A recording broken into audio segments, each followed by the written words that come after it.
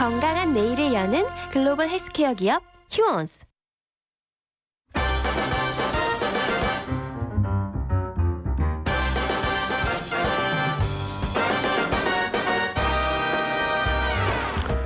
예, 경쾌한 이 오프닝 음악이죠.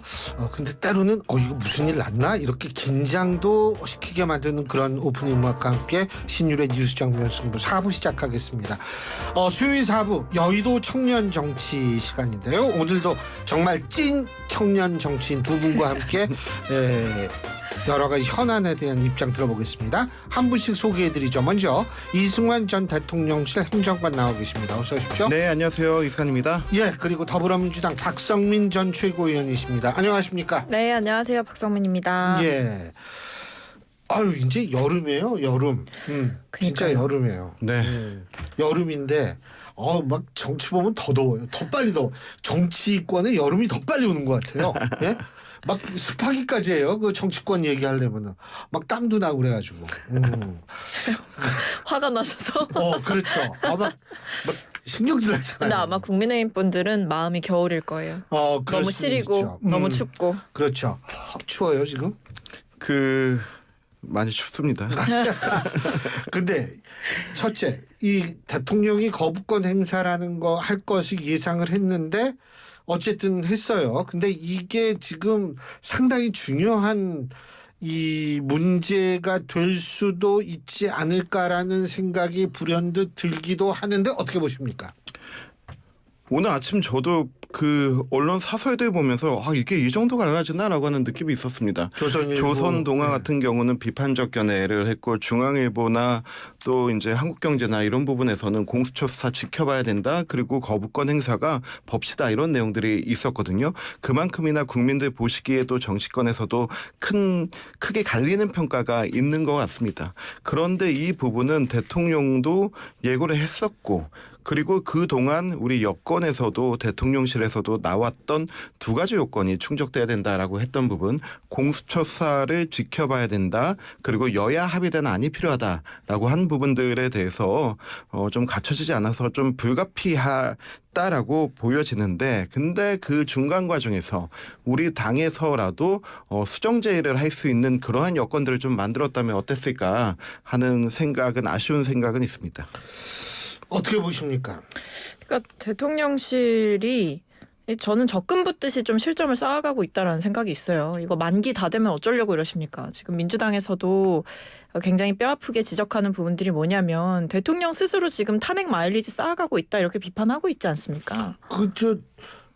언제 박지원 전 원장님하고 말씀하셨어요? 네, 똑같은 네. 표현을 하시네. 그러니까 그런 표현들이 민주당에서 나오고 있다라는 말씀을 드리는 깜짝 거고요. 놀랐어요. 네, 이심전심. 네. 근데 어쨌든 정말 이렇게까지 해야 되냐. 그러니까 본인께서 이 최혜병 특검법을 거부할 이유가 저는 없다고 생각하거든요. 본인이 그렇게 떳떳하시다고 한다면. 그 대통령 선거 때 뭐라고 말씀하셨습니까? 그러니까 그 특검을 거부하는 자가 범인이다라고 말씀을 하셨었어요. 근데 이 상황에서 굳이 이 국민적인 의혹이 들끓고 그리고 최혜병의 죽음에 대해서 진상규명과 책임자 처벌이 이루어져야 된다라는 국민적인 공감대가 있는 사안에 대해서 대통령이 10번째 거부권을 총선 참패를 당하고도 행사한다는 건 아직 대통령께서 정신을 못 차렸다는 증거라고 생각합니다. 근데 뭐 어쨌든 거부권이 이제 된 거니까 이제 남은 거는, 근데 지금 뭐 바깥으로 나가는 모양이에요. 저 야권은요. 예? 장외 투쟁. 그거 어떻게 보세요? 1년 전 이맘때 후쿠시마 시위가 생각나요. 그때도 나갔죠. 네, 그때도 마치 그때 이맘때였던 것 같아요. 진짜. 네, 후쿠시마 오염수 막지 못하면 대한민국 망하고 나라 양분나고 국민들 큰일 날 것 같이 했지만은 그때 모든 국민들이 그게 장기화되면서 아셨습니다. 저거 방탄용이구나라고 하는 걸 아셨는데요.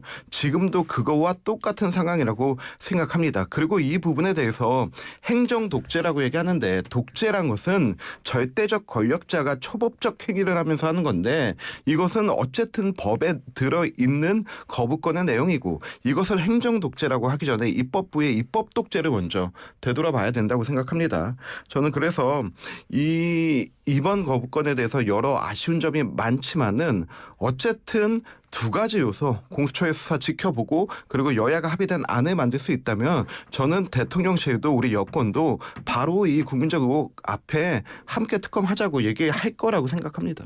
근데 제가 좀 궁금한 게 저도 사실 그거 몰랐어요. 근데 아까 그 뭐 언론에 이 있는 친구가 저랑 아주 친한 친구인데 저한테 그러더라고요. 이게 특검이 통과된다 하더라도 이게 수사 개시가 빨라야 10월, 좀 늦으면 12월이라는 거예요. 그러면은 이게 볼 때 이 공수처 수사 좀 있으면 나오지 않나. 저도 물론 공수처 수사가 도대체 9개월 동안 뭐 했는지 나 궁금한데 아주 그냥 논문을 쓰는지 그건 모르겠는데 좀 있으면 나온다면 좀 그런 것도 고려할 수 있지 않을까라는 생각하는데 지금 바깥에 나가요. 어떻게 보십니까?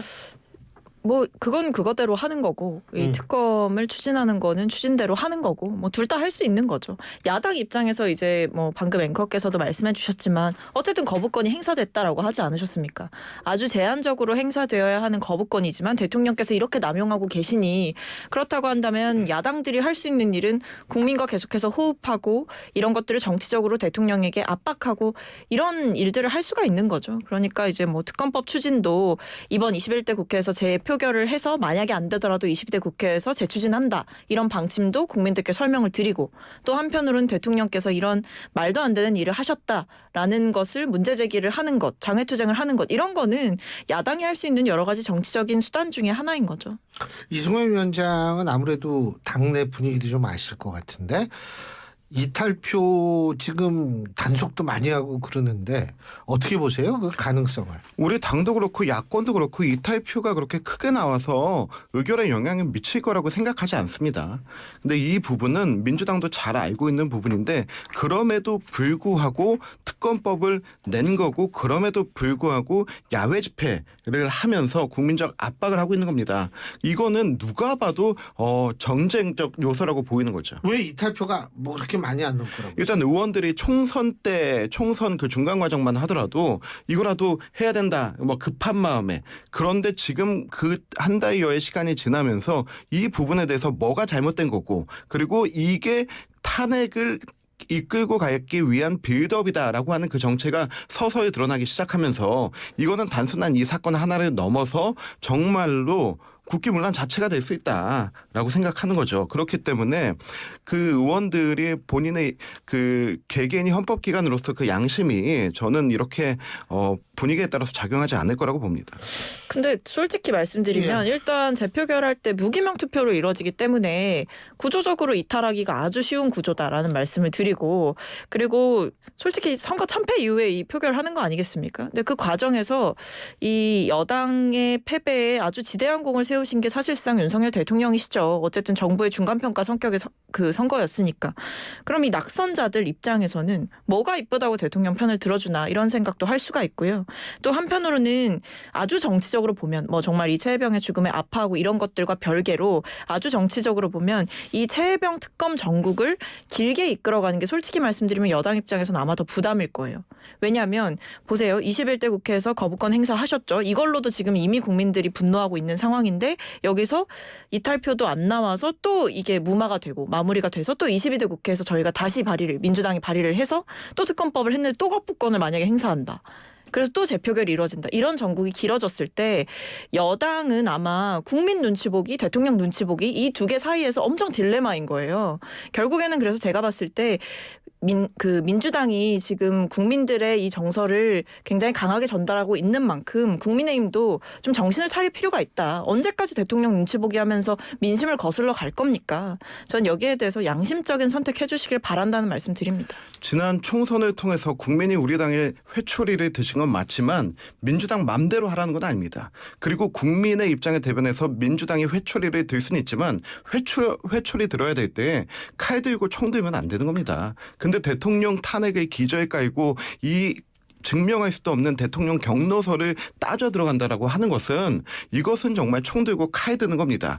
저는 아직도 계속 궁금한 게 대통령 경로설이 도대체 언제 나왔나. 작년 8월에 한 방송사 탐사 보도 통해서 그 얘기가 처음 나오고 그 다음 날에 군인권센터 임태현 소장이 나와서 이것은 국정농단이다. 그러면서 이제 박정훈 대령이 내가 김계환 사령관에게 들었다라고 하면서 대통령이 경로한 그 감정적 표현을 가지고 수사 내용을 이첩한 것을 다시 회수했다. 그래서 이것이 국정농단이고 수사 개입이다라고 하는 건데요.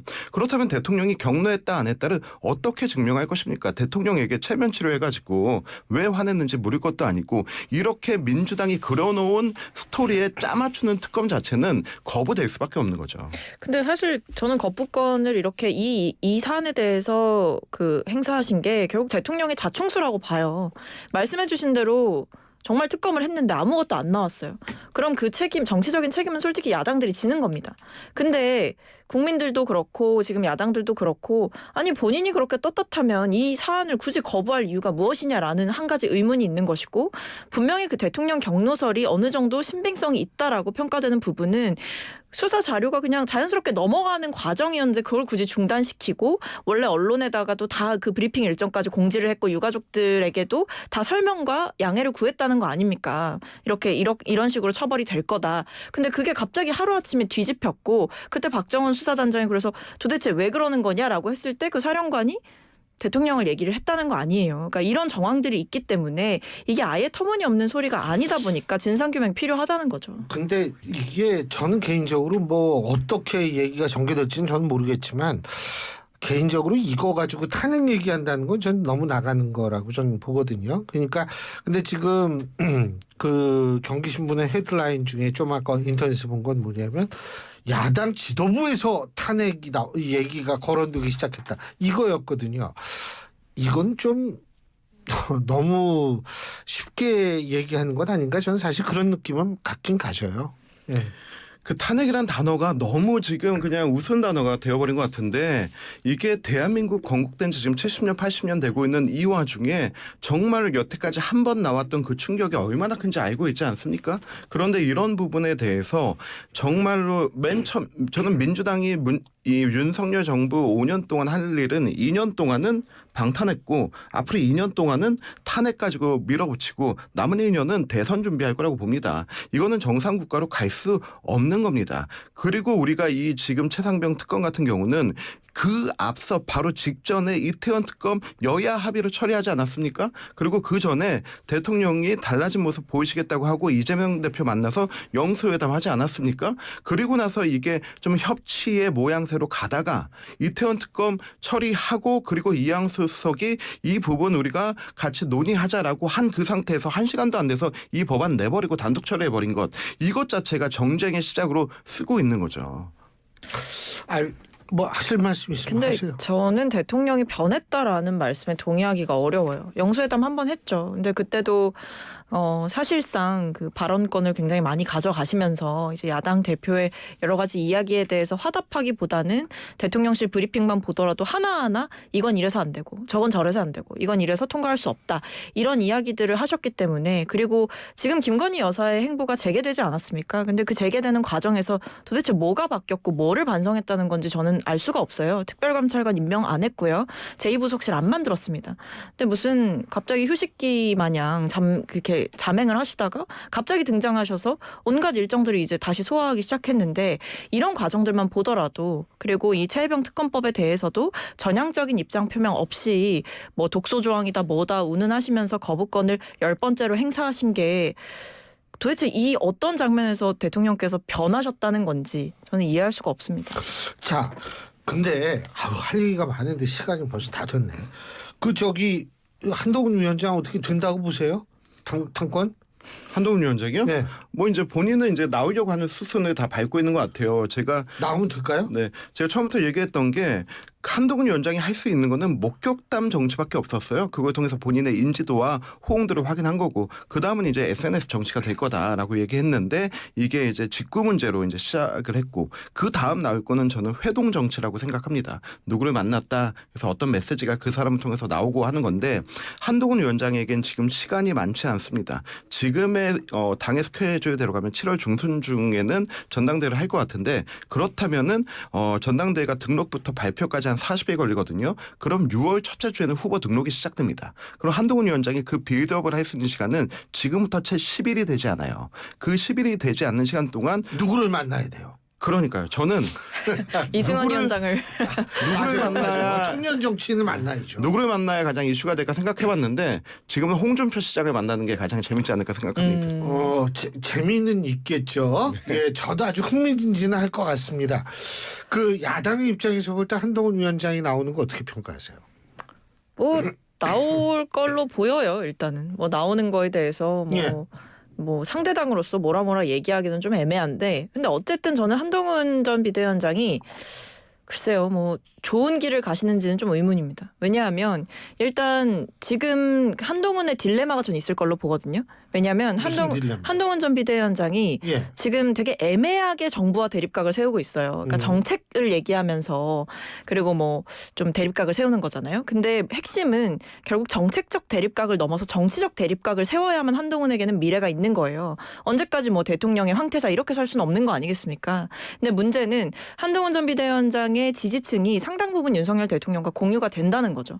그렇기 때문에 본인이 보수 정권에서 뭔가 큰 정치를 꿈꾸고 있는 사람이라고 한다면 마냥 그 핵심 지지층을 버리기가 애매할 텐데 근데 이번 총선을 치러보면서 한동훈 전 비대위원장도 느꼈을 거거든요. 대통령과 제대로 각을 세우지 않으면 중도로의 확장은 불가하구나라는 거를 깨달았기 때문에 제가 봤을 때 지금처럼 애매하게 가서는 그냥 미래가 없다라고 보입니다. 근데 저는 한동훈 위원장의 그 정책적 애매함을 선명함으로 바꿔준 게 오세훈 시장이라고 생각합니다. 이게 직구 문제를 가지고 소비자의 선택의 자유를 냅둬야 된다라고 하는 한동훈 위원장과 아니다 안전이 중요하다라고 하는 오세훈 시장의 이 두 메시지가 이게 보수 정치에서 보는 가장 중요한 두 가지 가치 중에 하나거든요. 자유냐 안전이냐. 그래서 저는 오랜만에 이렇게 정치적 가치가 정책적 이슈로 나온 것에 대해서 조금 더 키워주셔라 대신 품격 있게. 그리고 또 여기에 같이 등장하는 유승민, 나경원, 안철수 이런 분들이 함께 정책과 정치에 대해서 논의하는 이런 모습 자체가 보수 정당의 달라짐을 보여줄 수 있는 하나의 사례가 아닐까 생각합니다. 그 김정숙 여사 문제는 어떻게 보세요? 그 타지마할인가 맞죠?